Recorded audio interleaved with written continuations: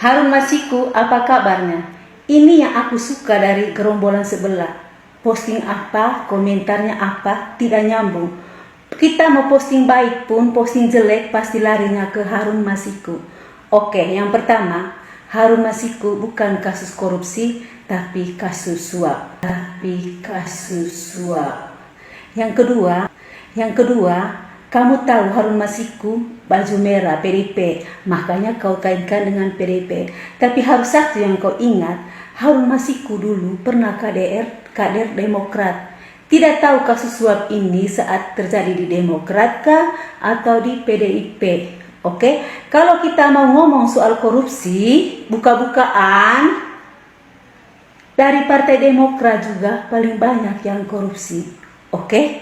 Jangan kaitkan korupsi dengan partai. Mereka korupsi untuk kenyang perut mereka sendiri, bukan untuk partai. Salam pakai ini. Assalamualaikum warahmatullahi wabarakatuh. Mbak, izin stick ya Mbak, bukan stick, izin download. Tadi udah saya coba stick berkali-kali nggak bisa, dan kedua juga nggak bisa ya.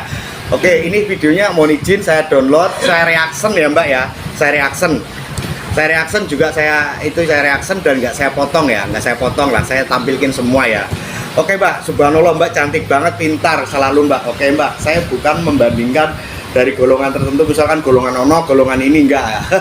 Tapi saya juga nggak mau membahas masalah Harun Masiku ya, atau dari partai mana sebelumnya, sekarang partai mana setelah korupsi, saya juga bukan itu. Jadi yang saya tampilin ini ialah kata-kata Mbak ya, korupsi suap bukan termasuk korupsi.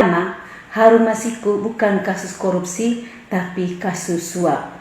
Yang kedua, oke Mbak, ini ada artikel, coba Mbak ya pahami kata-kata Mbak yang benar atau artikel ini yang benar, atau artikel ini salah, atau kata-kata benar atau kata-kata Mbak yang benar. Oke. Di sini ada edukasi soal anti korupsi telah gencar dilakukan KPK sebagai bagian dari Trisula pemberantasan korupsi. Namun masih banyak istilah yang belum dipahami oleh masyarakat terkait korupsi. Di antara istilah-istilah yang sering tertukar adalah suap, gratifikasi, pemerasan, dan uang pelicin. Sebelum berbicara soal perbedaannya, kita bahas persamaan keempat istilah tersebut. Walaupun berbeda, namun keempat istilah ini sama-sama bentuk korupsi yang diatur hukumnya dalam undang-undang. Apapun bentuknya, korupsi adalah sebuah kejahatan yang bisa merugikan negara dan masyarakat. Berdasarkan Undang-Undang Nomor 20 Tahun 2001, JO Undang-Undang Nomor 31 Strip Tahun 1999 tentang pemberantasan tindak pidana korupsi, korupsi dirumuskan ke dalam 30 bentuk.